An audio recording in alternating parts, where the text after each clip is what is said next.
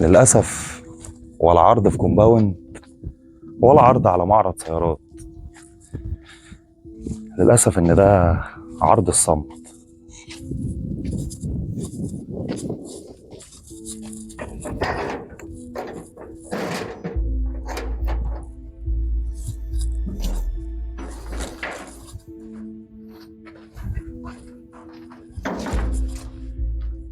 المكان اللي كلنا جايينه لا محالة.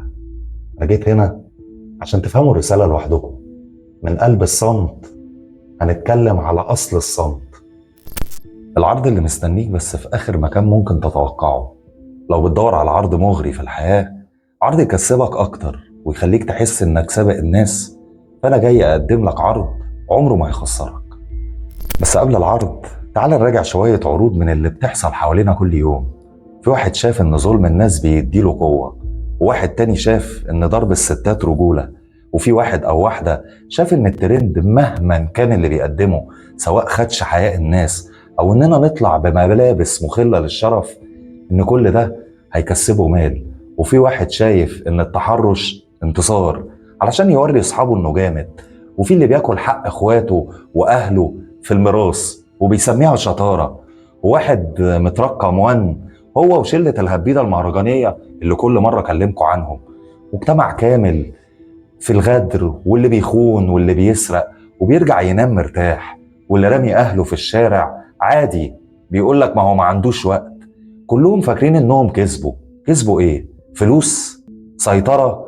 نظرة من اللي حواليهم؟ عايز أقول لكم مبروك، بس كل ده مش هينفعك هنا أهو. أنا واقف هنا في مكان كلنا جايين له، بغض النظر كنت إيه، غني غلبان مؤذي فقير.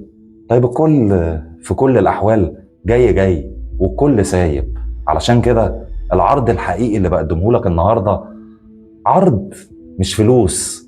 عرضك إنك توقف كل ده، تبطل تظلم، تبطل تتحرش، تبطل تغش وتسرق، تبطل تعذب أو تأذي أي مخلوق، تبطل تغدر وتدوس على اللي حواليك، تبطل تدمر المجتمع.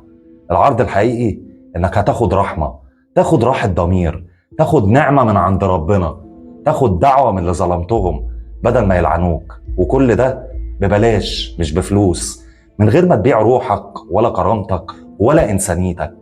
العرض اللي عندي هنا مش هتلاقيه في مول ولا في أي إعلان تاني. هو مش موجود غير عند رب العباد، لكن هو العرض اللي هيفرق بجد يوم ما كل حاجة تخلص. القرار قرارك، بس اوعى تتأخر، لأن العرض ده محدود ويخص ميعاد اللي انت هتيجي فيه هنا اهو. تم التصوير في مقبرة خاصة غير مستخدمة ولا تحتوي على أي جسامين. الهدف توعية بحتة، ومفيش أي نية للإساءة أو الاستفزاز. المكان ده رمز والرسالة أهم. قبل ما توصل هنا الحق نفسك.